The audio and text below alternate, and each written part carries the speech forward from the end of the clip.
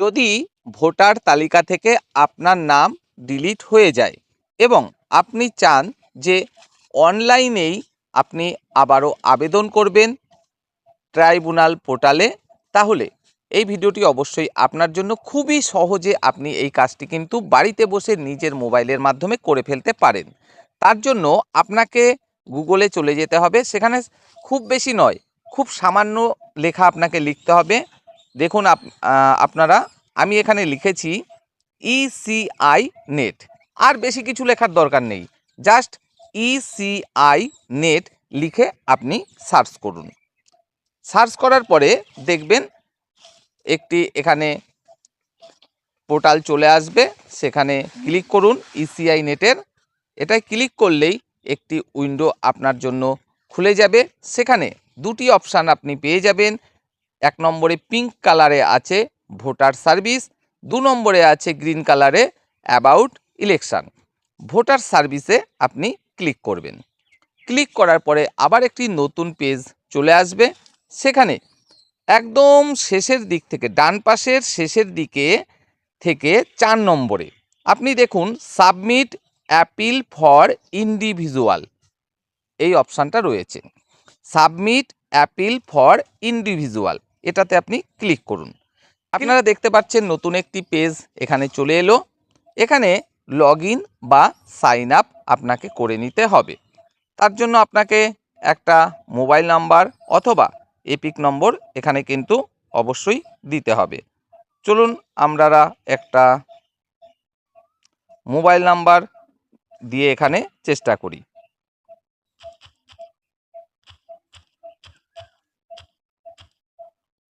Mobile number আমাদের দেয়া হয়ে গেল। এবার আমরা ক্যাপচারটা ফিল করে দিই।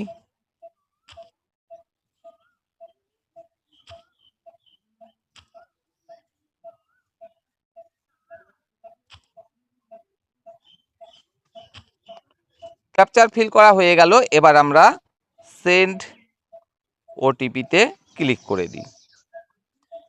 You don't have an account, would you like to sign up? আপনি কি সাইন আপ করতে চাইছেন? যেহেতু আপনার অ্যাকাউন্ট নেই কোনো, তাই সাইন আপ করতে কি চাইছেন? অবশ্যই আপনারা ইয়েস ক্লিক করবেন। ইয়েস ক্লিক করার পরে মোবাইল নাম্বার যেটা দিয়েছিলেন সেটা উপরের খোপে আপনারা দেখতে পাবেন। নতুন করে আবার একটি ক্যাপচার দেওয়া হবে, সেখানে আপনি সেই ক্যাপচারটি আবার ফিল করে দেবেন।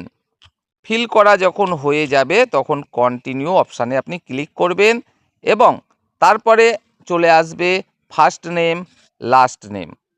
ফার্স্ট নেম আপনি ফিল আপ করে দিলেন, করার পরে লাস্ট নেম আপনি ফিল আপ করবেন।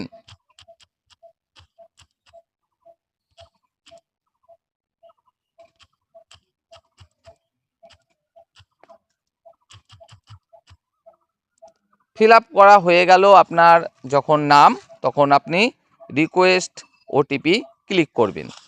করার পরে একটি ওটিপি আপনি কিন্তু পেয়ে যাবেন মাত্র 3 মিনিট পর্যন্ত সময়ের মধ্যে। যখনই আপনি ওটিপিটা পেয়ে গেলেন তখন ফিল আপ করে দেবেন আপনার ওটিপিটা।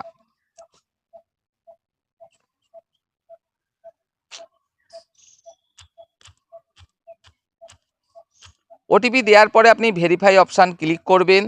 ভেরিফাই অপশানে আপনি ক্লিক করে নিলেন। এরপরে আপনি কিন্তু অবশ্যই লগ ইন করতে পারবেন। তো আবার submit appeal for individual option আমরা ক্লিক করলাম। এবার কি করব, আবার একটি এপিক নাম্বার বা মোবাইল নাম্বার দিয়ে আমরা এখানে লগ ইন করে নেব।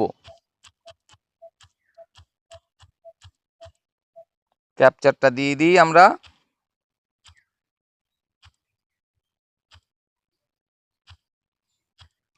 দেওয়ার পরে আমরা জাস্ট রিকোয়েস্ট ওটিপি অপশানে ক্লিক করলাম।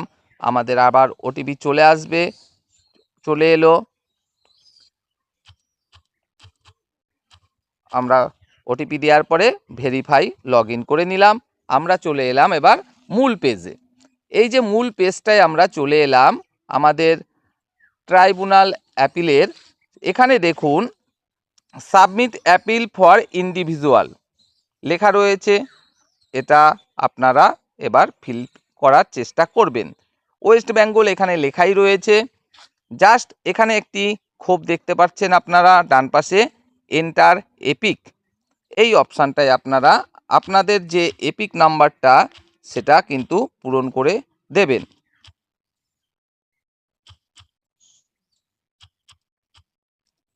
যখনই আপনার এপিক নাম্বার দেয়া হবে আপনি সার্চ অপশানে ক্লিক করবেন।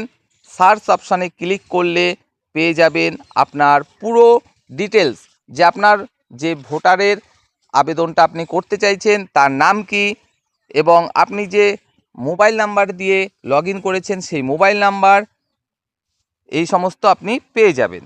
এপিক নম্বরটা আপনাকে এখানে দিতে হবে, আর দিতে হবে ফুল অ্যাড্রেস, আর তারপরে দিতে হবে brief facts of the appeal, তারপরে রিলিফ এবং লাস্টে প্লেস। এবার চলুন এই পেজটা সম্পর্কে আমরা একটু ভালোভাবে বুঝে নেওয়ার চেষ্টা করি। প্রথমেই আপনার ফুল নেম তো দেয়াই আছে, এবার এপিক নাম্বার এখানে আপনাকে আবারও ফিল করে দিতে হবে।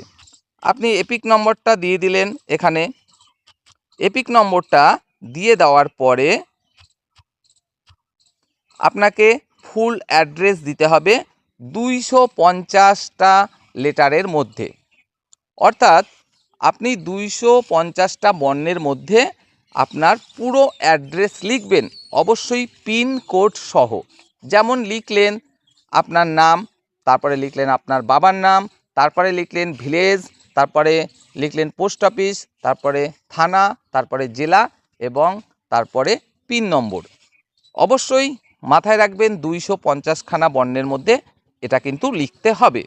তারপরে আপনারা দেখতে পাচ্ছেন brief facts of the appeal, এখানে 1000 ক্যারেক্টারের মধ্যে কিন্তু লিখতে হবে। ব্রিফ ফ্যাক্টস মানে মূল বিষয়টা কি বিষয় নিয়ে আপনি এখানে আবেদন করছেন সেটা কিন্তু লিখতে হবে। হ্যাঁ, আপনাদের প্রত্যেকেরই যে একই বিষয় হবে তেমন নয়।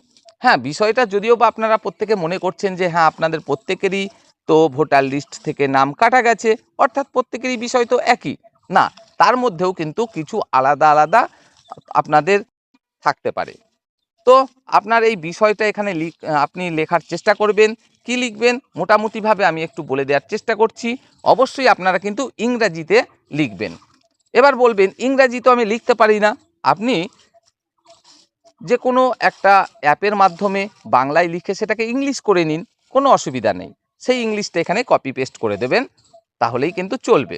এখানে জাস্ট আপনি লিখবেন যে আমি এই, যেমন আমি রাম সরকার, আমি রাম সরকার, আমার ভোটার নম্বর এত, বা ভোটার নম্বর বলতে এখানে এপিক নম্বর, আমার এপিক নম্বর এত, এই বিধানসভার অন্তর্গত এত নম্বর পার্টের আমি একজন বৈধ ভোটার, তারপরেও আমার নামটি ভোটার লিস্ট থেকে ডিলিট করে দেওয়া হয়েছে। মূল বিষয়টা জাস্ট আপনি লিখে দিন। এখানে 1000 ক্যারেক্টার বলেছে বলে 1000 ক্যারেক্টার পূরণ করতে হবে এমন কোনো কথা নেই। যত সংক্ষেপে, যত গুছিয়ে আপনি সুন্দরভাবে বিষয়টা উপস্থাপন করতে পারবেন ততই কিন্তু ভালো। তারপরে নিচের খোপটায় দেখতে পাচ্ছেন 500 ক্যারেক্টারের মধ্যে লিখতে হবে রিলিফ, অর্থাৎ আপনি কি রিলিফ চাইছেন, কি করতে চাইছেন, আপনি কি চাইছেন সমাধান, সেটাই আপনাকে লিখতে হবে। এখানে কি আর লিখবেন, আপনার নাম যেন পুনরায় ভোটার তালিকায় অন্তর্ভুক্ত করা হয়, আপনি এটাই চাইছেন। সেটা আপনি একটু সুন্দর করে গুছিয়ে খুবই সংক্ষেপে লেখার চেষ্টা করবেন। 500 ক্যারেক্টার আছে বলে 500 ক্যারেক্টারে লিখতে হবে এমন কোনো কথা নেই। যদি 100 বা 200-র মধ্যে হয়ে যায় তাহলে তো আরও ভালো। মূল বক্তব্যটা ছোট্ট করে সুন্দর করে লেখার চেষ্টা করবেন। তারপরে আপনি দেবেন এখানে প্লেস, অর্থাৎ যে জায়গা থেকে আপনি আবেদন করছেন, করার পরে জাস্ট সাবমিট অপশানে আপনি ক্লিক করে দেবেন, তাহলেই কিন্তু ব্যাস কাজ কমপ্লিট। তারপরে আপনাকে আবার হিয়ারিংয়ের জন্য ডাকা হবে, এবং হিয়ারিংয়ে কী কী ডকুমেন্টস লাগবে আমরা পরের একটি ভিডিওতে আলোচনা করব।